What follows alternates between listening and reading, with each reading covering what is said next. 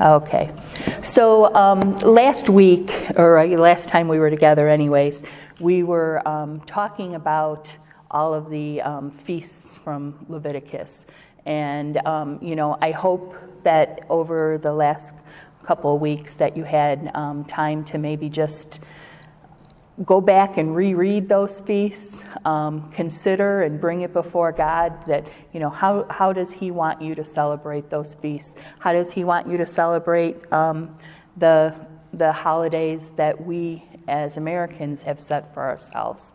And, just to reflect and to learn from that experience.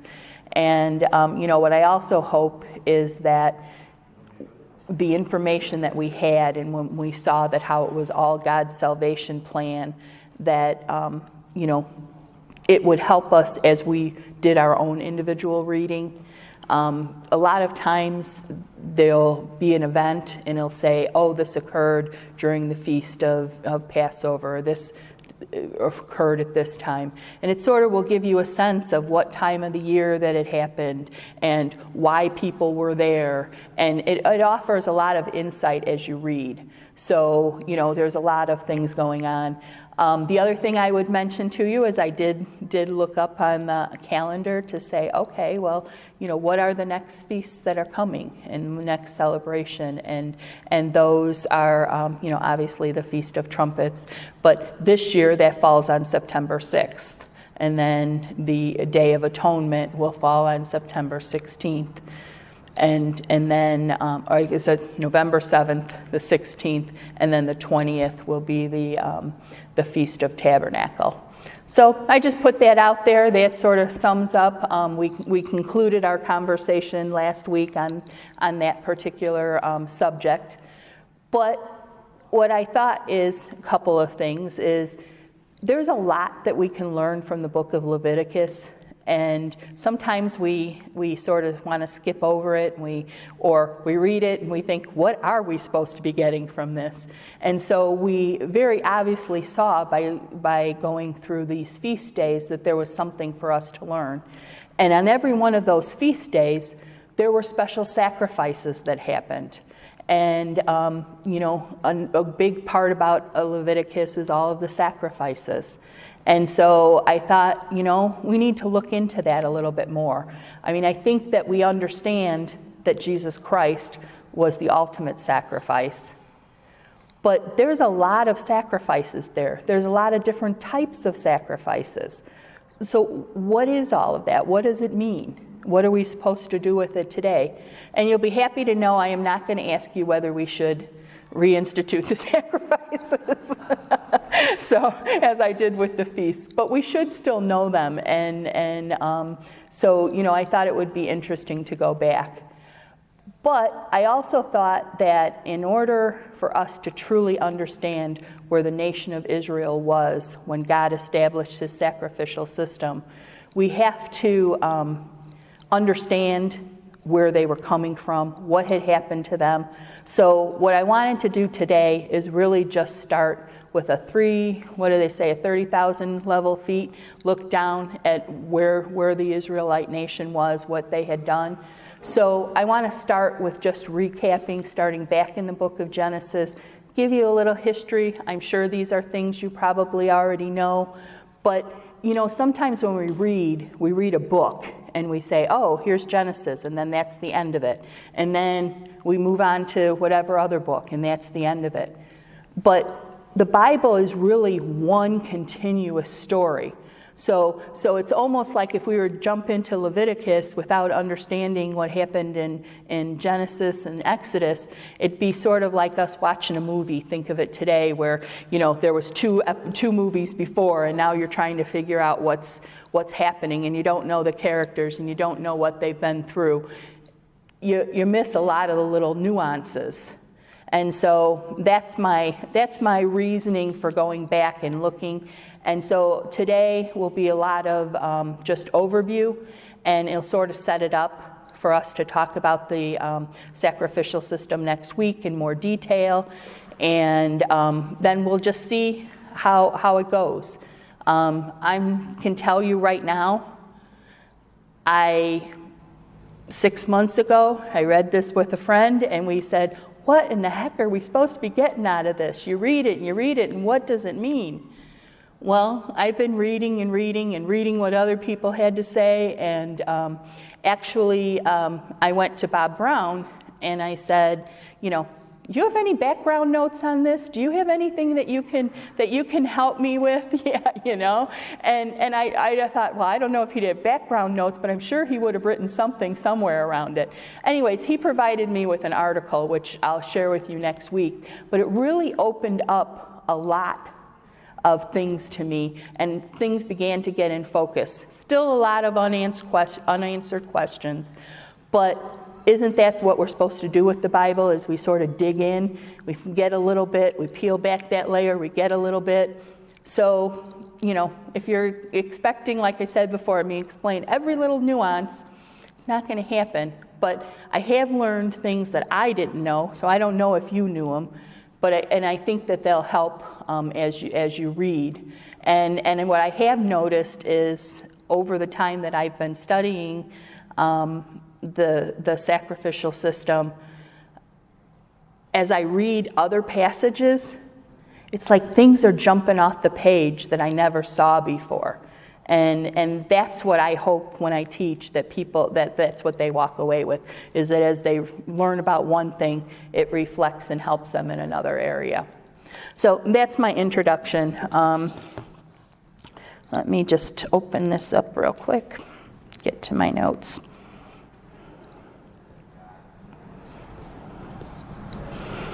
Okay, so obviously the story of the Israelites, it starts all the way back in Genesis, and God has raised up a prophet, Abraham, okay, and he makes a promise to Abraham, and it's an unconditional promise, and that promise is that despite the fact that Abraham has no children, that he tells him that he's going to make him into a great nation, and that his descendants are going to be more than the sand. You can't count the sand. You can't count the stars. That's how many descendants he's going to have, too numerous to count. He also tells him that he's going to be a blessing, that God's going to bless him so that he can be a blessing to other people. And in that, there's a whole lesson that we can learn, that when God blesses us, it's for a reason, to bless other people as well. But he tells him that. He tells him that to his descendants, he's promised the land. And it says, from the river of Egypt to the great Euphrates. So he's made that promise unconditional to this people. And then God also tells Abraham that, you know what, anybody that curses you, I will curse. Anybody that blesses you, I will bless. Something we need to remember as we deal as our government deals with the state of Israel, today. So he tells him all of these things, but he also tells him in Genesis 15, it says, then he said to Abram, know certainly that your descendants will be strangers in a land that is not theirs, and they will serve them, and they will afflict them for 400 years. So all these good things, but hey, there's going to be this period. And the book of Genesis ends with Jacob and his family going into Egypt, where they were strangers. They meet up, they reunite with Joseph. There's 70 people in all in their family. And so we see them enter Egypt. Well, as you turn the page and you start reading in Exodus, it's 400 years later. And surprise, surprise, everything that God said had come true. And what we read is that the nation of Israel, or the people of Israel, that started out as 70 people, are now at least 1 million people. There's different scholars tell exactly how many, but there was a whole heap of them. There was 1 million people at that point. And so they had gone from a family to a nation, and they're enslaved. But now God raises up another prophet. This time he raises up Moses. And through miraculous signs, through all of the plagues, he finally, God uses him to free his people. And the last plague, which, I'm sure we're all aware of, is that God promised that the firstborn, I should say he declared, that the firstborn of every man and animal would die. From the king of Pharaoh all the way down to the servant girl, the firstborn would die. Except for those that trusted him and slaughtered the Passover lamb, spread the blood on their doorframe. Those he would pass over, and they would not be killed. And who said that, God or the king? Who said that? Which part? Yeah, that everyone would die except God did. God said that. Mm-hmm. Okay. Yep. And then he provided our first hint of the sacrificial system with the lamb and spreading the blood. And so, we often say that we're covered by the blood. Well, that's where it came from, is that it was spread on the mantle and it was covered. So That almost sounds like today that we hear everybody's going to be condemned except for the ones that believe. It almost sounds the same. I mean, God said that all these people are going to die except the firstborn, yep. Right.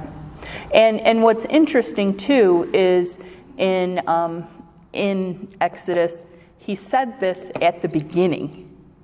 He said, Pharaoh, let my people go. If you don't let my people go, this is what's going to happen. Your firstborn is going to die. He told them right at the beginning. And then through a series of events, he wanted to change Pharaoh's heart. It didn't happen. Pharaoh hardened his heart. We found God hardened Pharaoh's heart. And then eventually, God did what he said originally. It was the firstborn. And so when you say, is that a lot like today? Yes, it is. Hasn't God told us through the feasts when we were talking that he's going to come back? He's going to clean up his world. He's going to take care of sin. And now he's giving us all these chances in between to come to him. But eventually, just like in Exodus, he's going to, make true his word. And that's one of the things that I found out as I read, is that when you're reading one story, it's really a story of what actually happened, but it's a shadow of what he's ultimately going to do. And sometimes you get the whole shadow in one picture, and sometimes you get a little piece here, and then you see the next story, and it adds a little bit more to the story, and the next one adds a little bit more to the story to explain what he's eventually going to do. And so, that's sort of just a side note as you go through. So, basically, the houses that were spared or escaped death were those that were covered by the blood. And then the next thing that we see is that God now is actually leading his people. And it's in a way that they can physically see him. And, not like I see you guys, but that people know his presence is there. And it's in the, it says in the cloud of the cloud by day and the fire by night. He led the people. And interesting enough, he led them into the wilderness. And what was he leading them there for? To teach them about himself. Now, while he was brought in, while the nation was brought into Israel, into the wilderness, God also, before they got there, there was a second time that he saved them. And that's what we read about in, the Red Sea. They passed through the Red Sea on dry ground. But, Pharaoh and all of his army, they were consumed by that fire, by that water, excuse me. So you have two examples very quickly in a row where they escaped death, the nation of Israel, because of their belief in Jesus, or their belief in God and what he had said. While they were in the wilderness, he provided them with manna to eat, the bread from heaven. He provided them with water from the rock. So all of these miraculous things he did. And then what we're told is that it's 3 months. And again, this is, how do we know that, it was like approximately 60 days before they got to the foot of Mount Sinai? Is we're told that Passover was now the beginning of their year. So we know that that's the first month, right?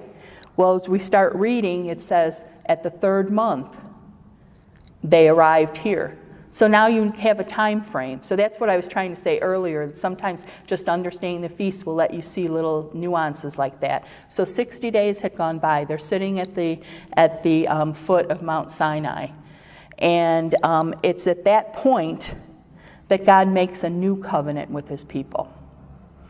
And it says in Exodus 19, 3-8, it says, "And Moses went up to God, and the Lord called to him from the mountain, saying, Thus you shall say to the house of Jacob, and tell the children of Israel, You have seen what I did to the Egyptians, and how I bore you on eagle's wings, and brought you to myself.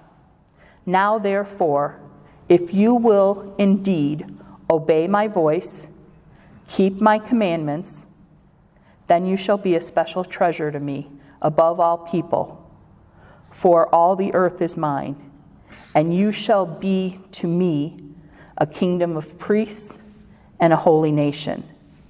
These are the words that you are to speak to the children of Israel." So Moses came and called the elders of the people, and laid before them all the words which the Lord had commanded. Then all the people answered together, "All that the Lord has spoken, we will do." So Moses brought back the words of the people to the Lord. Now, originally, we talked about the fact that in Genesis, God made a promise to Abraham. That was a promise. And when he sealed that promise, Abraham was asleep. God took care of that all by himself. There was no, you do this, I do that.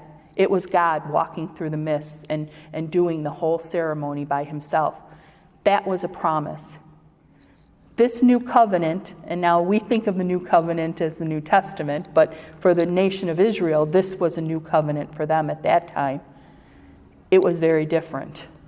It said, you do this, and I will do that. Everything was conditional. The blessings were conditional.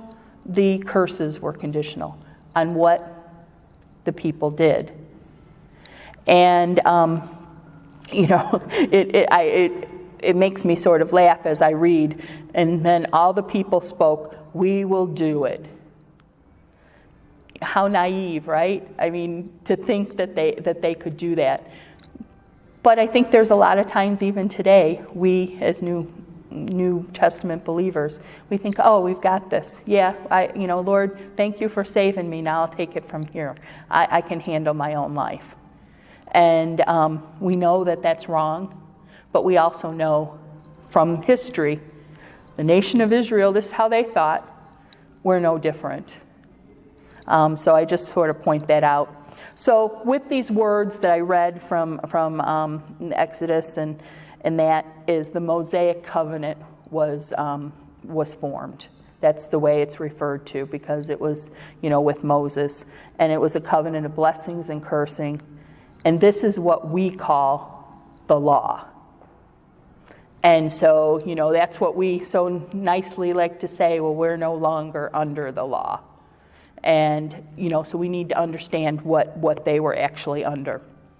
Now, once this was given, what God told Moses was to prepare his people, because now he was ready to meet with them. God was ready to meet with the Israelites, and they were told that they should consecrate themselves, which is just a fancy word for separate themselves, prepare themselves to get ready to meet with the Lord. And some of the things that Moses was told to tell the people is, don't touch the mountain, because that was where God was going to come down. Don't even come near it. And then he also told them, wash your clothes, sustain from relations with your wife. This is how you set yourself apart. And then we read in Exodus 19, and this is starting at verse 16, so Exodus 19:16. This is actually where God comes to meet with his people. And it says, "Then it came to pass on the third day in the morning that there were thunderings and lightnings and a thick cloud on the mountain. And the sound of the trumpet was very loud, so that all the people who were in the camp trembled. And Moses brought the people out of the camp to meet with God, and they stood at the foot of the mountain. Now Mount Sinai was completely in smoke, because the Lord descended upon it in fire. Its smoke ascended like the smoke of a furnace, and the whole mountain quaked greatly. And then the blast of a trumpet sounded long, and became louder and louder. Moses spoke, and God answered him by voice." So this is the first experience the people are having, direct experience with God. And as I read that, I hope what that brought to you and what sounded familiar to you is that this is a foreshadowing of the Feast of Trumpets and the Feast of Tabernacles. When we went through that, you remember I sounded the shofar, and that is the same thing that's being described here, is that trumpet went, and then what's the result? God's coming to be amongst his people. So this is a foreshadowing of that festival as well. So, here's God. He comes down, all this thunder and lightning happening.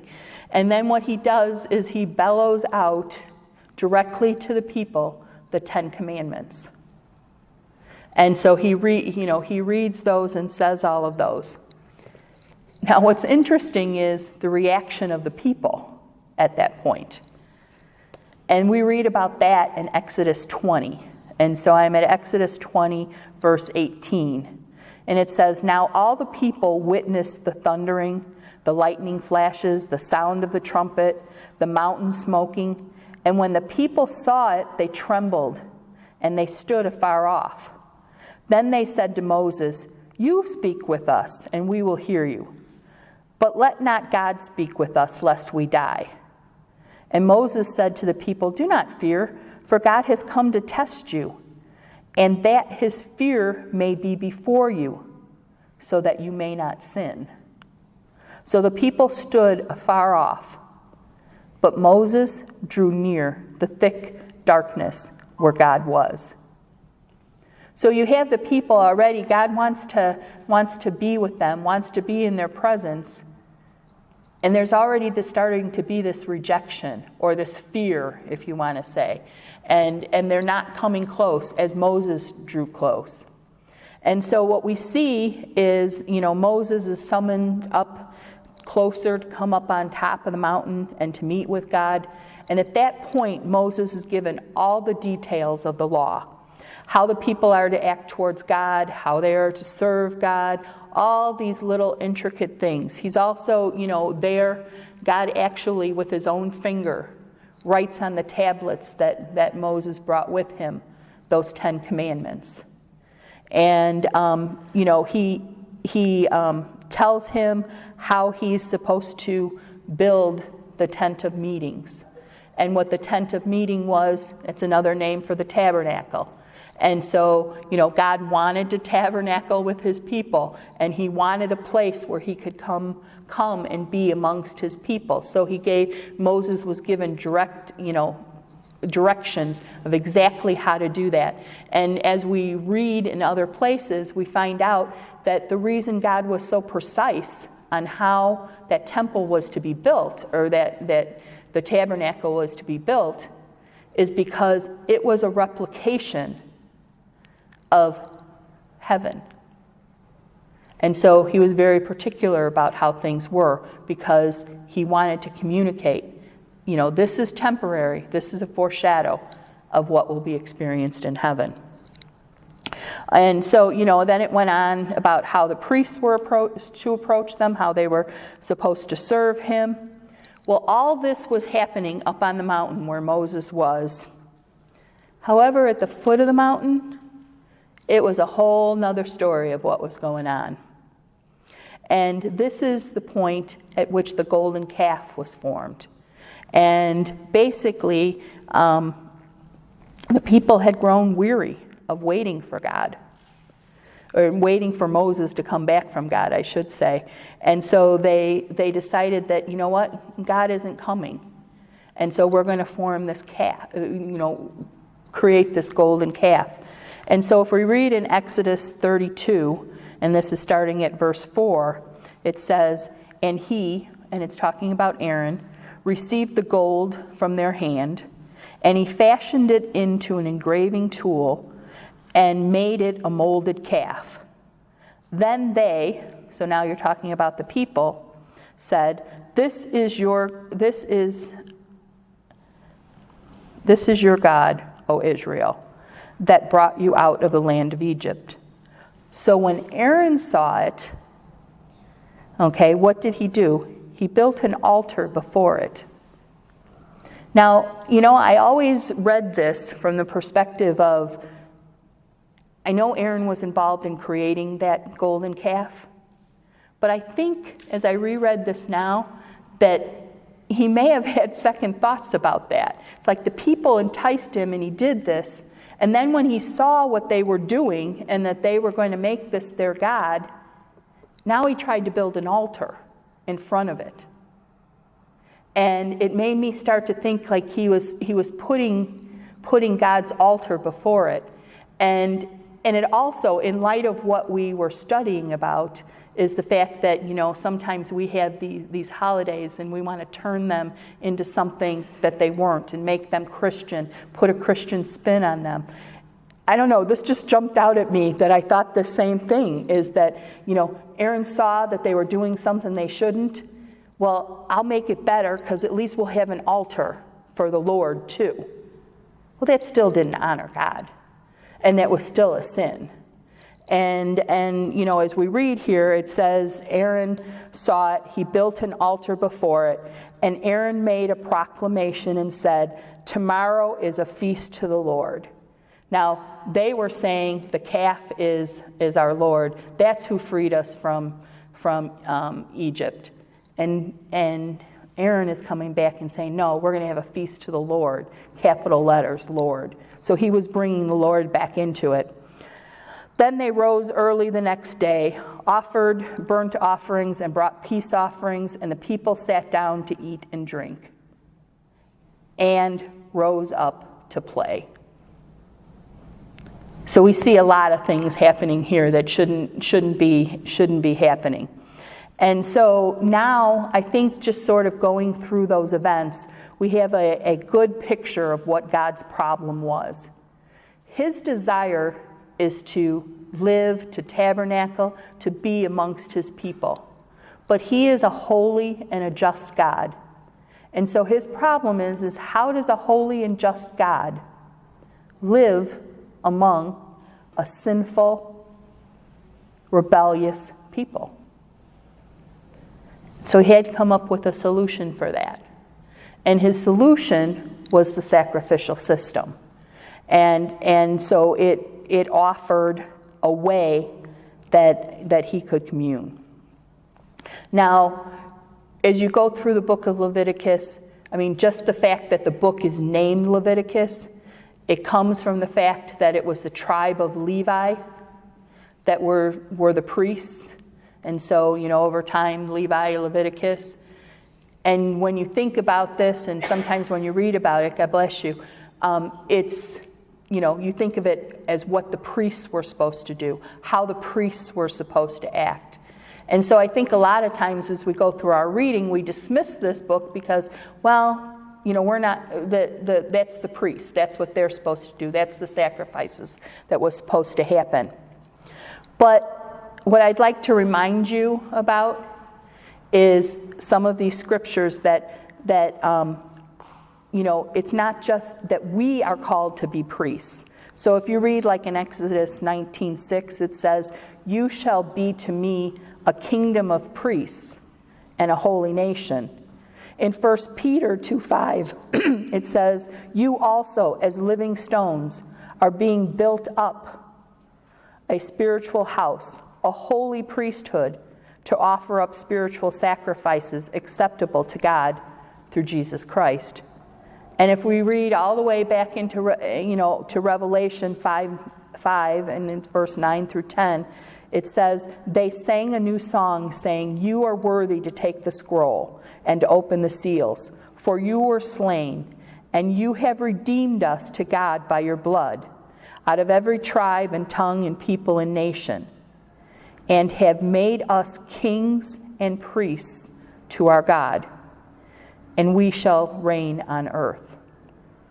So you can't really dismiss this book by saying, hey, it really doesn't apply to me, because it applied to the priests, and we are to be priests. Now, obviously, this is a foreshadowing, so it's not going to be exactly the same priesthood. But I think one of the things that our culture is learning today, and a lot of the conflict that it's out there, is people want to forget what happened in the past. They don't, or they want to distort it. However you look at it, it's, let's cancel what happened in the past and it's just here now. But, I don't know who said it, but I know there was somebody famous that said, if you forget your past, you're bound to repeat it. And so, we have to look at what's going on, and we have to at least understand what this process was and what the duties of the priests were, because, as I said, we're called to be priests. And one of the areas that I wanted to mention to you is, does anybody know how the tribe of Levi actually got that honor of being the tribe of priests? I didn't know either. So what happened, first of all, was when God saved the nation of Israel and he brought them out of Egypt, and he saved their firstborn by the blood, he told them that from then on, each firstborn child, each firstborn animal was to be consecrated, set apart to him. And so the animals, the first one would be sacrificed to him. The man, they were supposed to serve God. And so that was their role. And so they would be basically like the priests. Well, what happened is that when Moses came down from the mountain, and he found them with this calf, we know he was mad, right? Because I think we all know he took the tablets and threw them down, and they broke. Well, he also then took the golden calf, and he put it into the fire, and then he, grinded it down into a very fine powder. He spread it over the water, and he made the people drink it. Okay? And that's to give them an idea of their sin. But then something else happened after that. And this is where it's like, how the tribe of Levi was so zealous. It says in Exodus 32, starting at verse 25, "Now when Moses saw that the people were unrestrained, for Aaron had not restrained them to the shame among their enemies, then Moses stood in the entrance of the camp and said, 'Whoever is on the Lord's side, come to me.' And all the sons of Levi gathered themselves together to him. And he said to them, 'Thus says the Lord God of Israel, let every man put his sword on his side and go in and out from entrance to entrance throughout the camp. Let every man kill his brother, every man his companion, every man his neighbor. And so the sons of Levi did according to the word of Moses. And about 3,000 men of the people fell that day.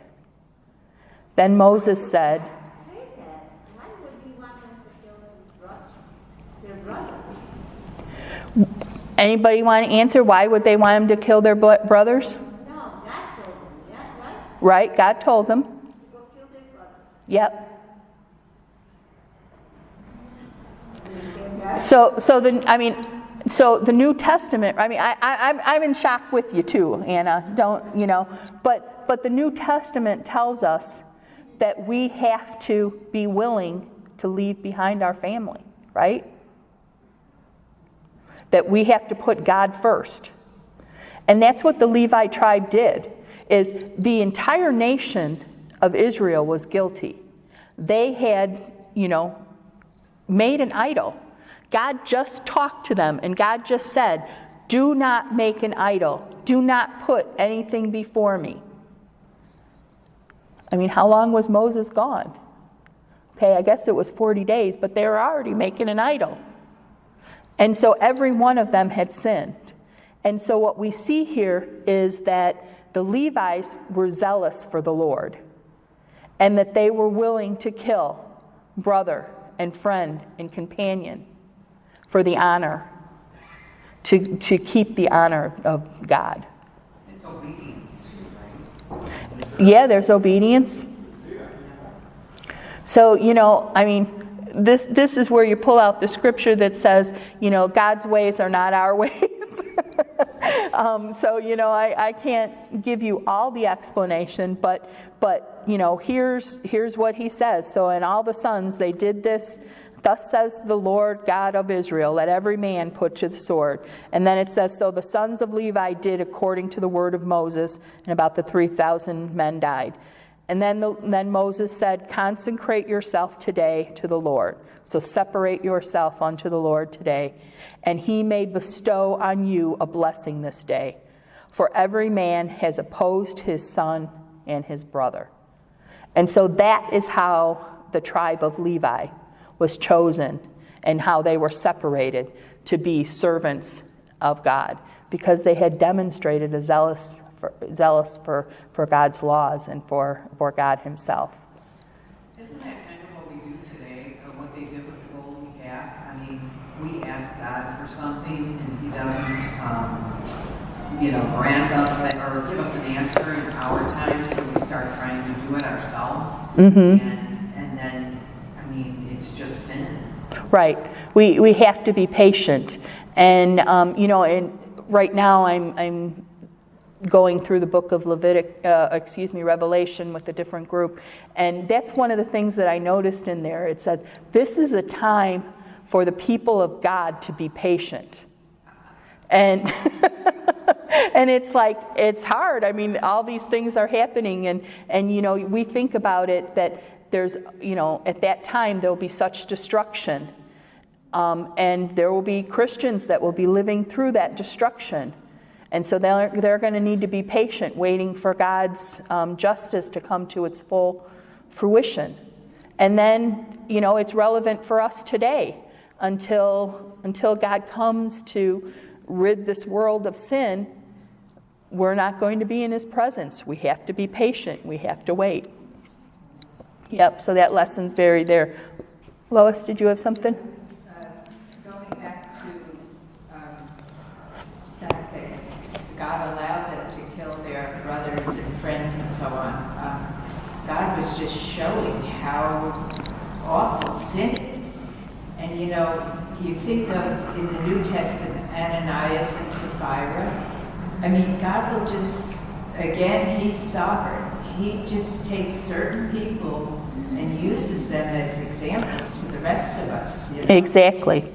Yep. So, we'd be all dropping dead if we, Exactly. And you guys have picked up exactly what the point is that what God wanted to show in his sacrificial system is just how much He hates sin.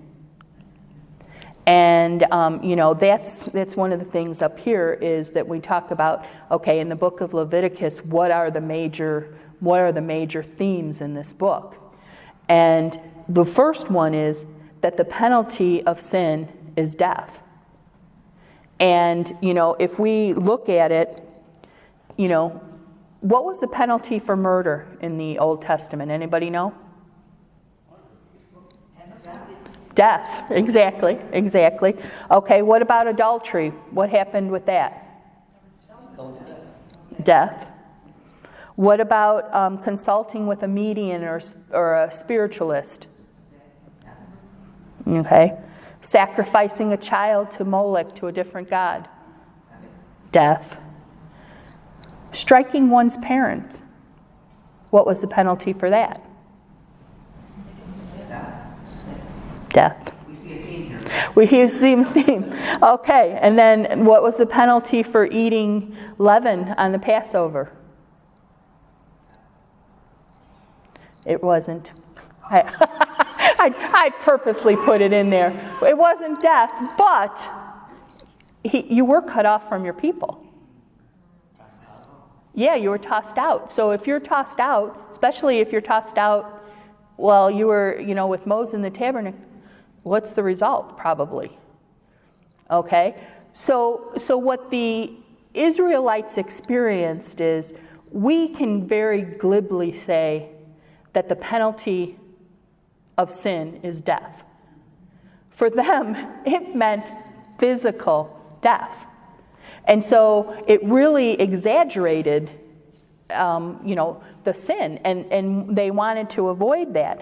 So, in Romans 6:23, it says, for the wages of sin is death, but the gift of God is eternal life in Jesus Christ our Lord. Galatians 5:1 says, stand fast, therefore, in the liberty by which Christ has made us free, and do not be entangled again in the yoke of bondage. So, when you really think about physically dying because of sin, then when you think about the fact that Jesus was your substitute, he died for you, there's a greater link between those two things than just, for us to glibly say, oh, well, yeah, it brings about death. Well, for them, it actually did. So, I guess it gives new meaning to that, to John 8:36 that says, therefore, if the Son makes you free, you are free indeed. There's a lot more. Then there's the issue, and we're going to go into these in more detail, but then there's the issue of unintentional sin versus intentional sin. That's a big theme through the book of Leviticus. And, we tend to think in terms of big sins and little sins. So, when we think about, murder, adultery, those are really bad things. Well, what about lying? What about, we want to categorize sin. Like I said, big and little. God looks at it different. He looks at it as intentional and unintentional sins. It gave me, made me pause a little bit.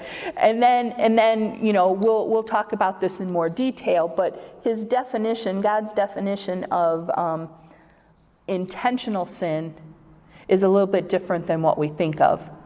It does have to do with motive, but it also then is the level of motive, and a lot of times it's referred to as, how did they say it? Trying to make sure I say this right to you.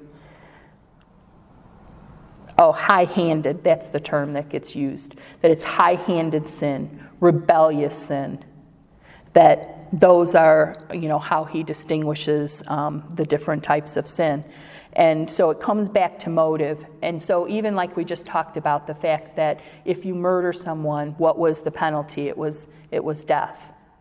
However, it also tells us in the scripture that if you kill somebody unintentionally, there's a city of refuge that you can flee to.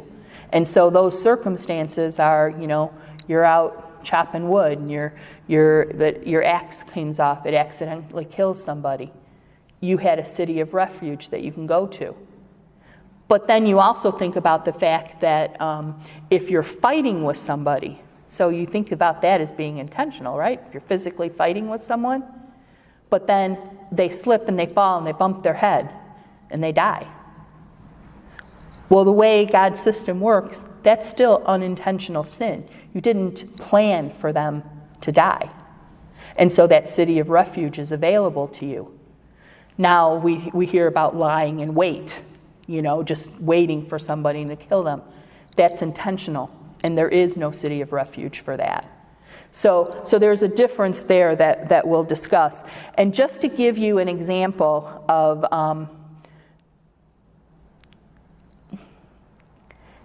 how God views this, I want to take you to Numbers, and this is in Numbers 15, 29 through 36. You can either turn there or just listen.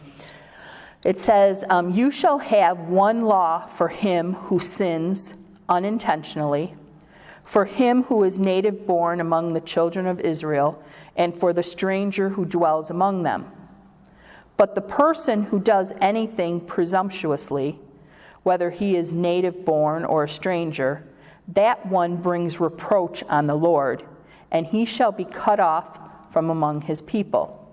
Because he has despised the word of the Lord and has broken his commandment, that person shall be completely cut off. His guilt shall be upon him. Now listen to this part. This is where you go, what? So it says, okay, now while the children of Israel were in the wilderness, they found a man gathering sticks on the Sabbath. And those who found him gathering sticks brought him to Moses and Aaron and to all the congregation. They put him under guard because it had not been explained what should be done with him. Then the Lord said to Moses, the man must surely be put to death. He's picking up sticks on the Sabbath. He must surely be put to death. All the congregation shall stone him with stones outside the camp. So, as the Lord commanded Moses, all the congregation brought him outside the camp and stoned him with stones, and he died. That wasn't a big sin, picking up stones, or picking up sticks. Mary, we all should be stoned then, because we Exactly. And that's what you want to get from reading this, is that we all are deserving of death.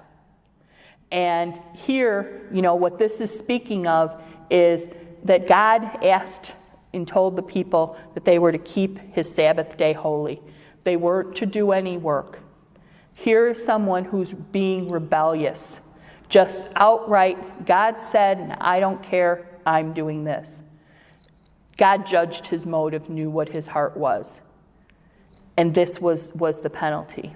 So that's where I'm saying we, get into that intentional and unintentional sin. Then there's this issue of clean and unclean. This is where my head just starts to go back and forth, because I don't find a rhyme or a reason. What's clean, what's not clean?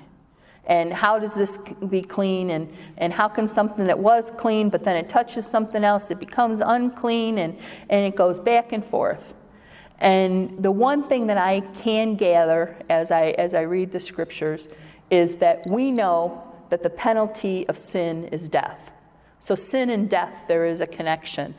So when you read about something that is clean and unclean, when it talks about a carcass, or even, that somebody in your family dies, that you shouldn't touch them and then come into the sanctuary, you see that sin and death are associated. And so I can sort of make that connection of why something that has to do with death is unclean. That sort of, makes sense in my head. And I think about the fact that, when we were talking about the feast and the Passover, and we talked about the fact that when Jesus died, that, he was buried and there was no corruption. his body didn't experience any corruption, and then he rose? It's because there was no sin in him. No sin in him to, corrupt his body. And so, we get that theory going through. And the article that Pastor Brown gave me, it dealt with that clean and unclean, and it really helped me to see some things. So we'll talk about that more next week. But then the other topic that is covered in Leviticus is this idea of atonement. And that word, it means, the Hebrew word is called kapar. It's K-A-P-H-A-R. And it means to cover. And we can very much see how when, the Passover experience, they painted that blood. It covered. So that's what atonement is doing. It's repairing and mending too. So you make reparation for things. We'll see that comes out in the sacrificial system as well. And then, just to help you remember it, one of the little things that are out there is that word atonement, at one meant. It allows you to be at one with God. And so it has something to do with your relationship. And, maybe our sin isn't going to cause us physical death, but our sin is going to break and harm our relationship with God and how close we get to Him. So those are the things that we need to consider in there. I think, let me just check and see what time frame I'm looking at. Okay, we got a... Hey, Mary, is it possible for you to send us the article through the email? Sure. 14 pages. But yes, I can definitely do that. I can definitely do that. Okay, so, unless people are going, I know we started a little bit late, so I was just going to continue. Well, actually, I don't know. Let me see here. I guess the thing that I will share with you, and we'll close this up, and then we'll start there next week, is that, we know that the sacrificial system, it requires a death. And I really thought very hard, how could I convey that to you guys? How could we really experience what the Israelites were experiencing? And no way I could think of that wouldn't get me in a lot of trouble, but I think I have a unique understanding of what the Israelites experienced as these lambs died. I was raised in the south suburbs of Dalton Riverdale area, but I spent summers from the time that I was 9 years old until 13 on my aunt's farm in Valparaiso, Indiana. And she had a working farm. So she had sheep, she had cattle, she had fields, she had, not big, but just a little bit of everything. And, those summers, we butchered chickens. And I remember, it was like this, it was a railroad tie that was sort of cut. It had 2 nails. And you had to take that chicken's neck and stretch it. And, I remember the first time I did it, just like, you're not even looking. And my aunt's like, you gotta look, you're gonna cut your hand off. And it's like, I can't look, And so you knew you were killing something. And we have to remember that, and we have to have that experience when we think about sin, is that somebody has to die. God had to die. Jesus had to die to cover that sin. And, we used to take those chickens, and there was, they were like cones, and they were set on the fence, and you put the chicken upside down after you cut the chicken's head, so all that blood would drain out.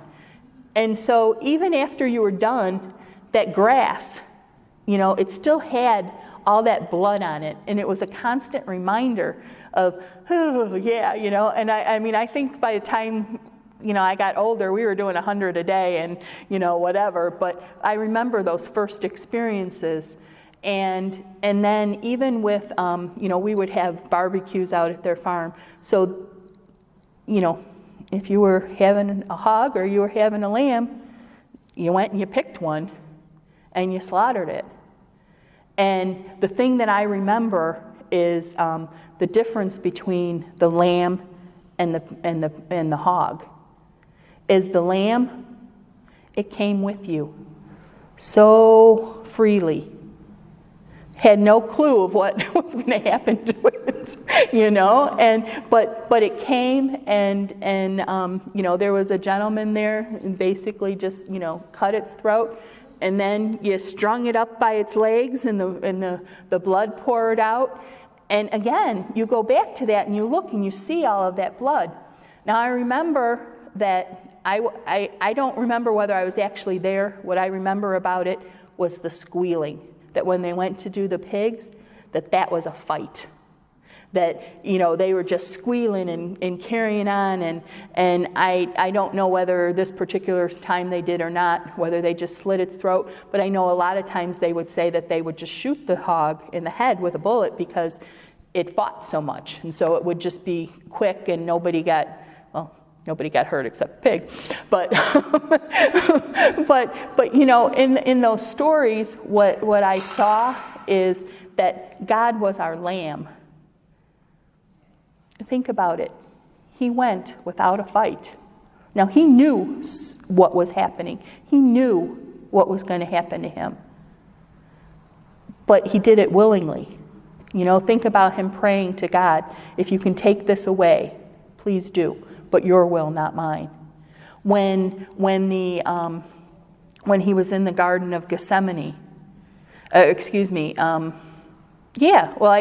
in the garden when they came for him, he stepped forward and said, "Who are you looking for? I'm he." Didn't try to hide. When he stood before Herod, he didn't argue with him. He didn't fight with him. It said he was silent, just like a lamb to slaughter. And so that experience was very much, I saw the difference between the way those two animals do. And so it really helps me to understand, what Christ was doing. So we'll leave it at that today. And next week, we will take a look at, the sacrifice of Christ, look at exactly some of the details about that. And then we always think of the Passover and Jesus Christ as a lamb. But there's 5 main types of sacrifices.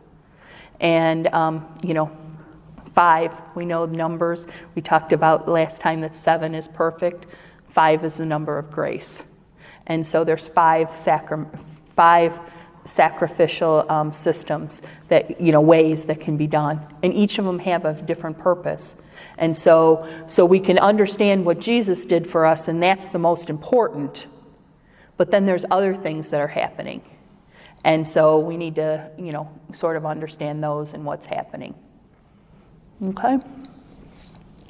Yeah.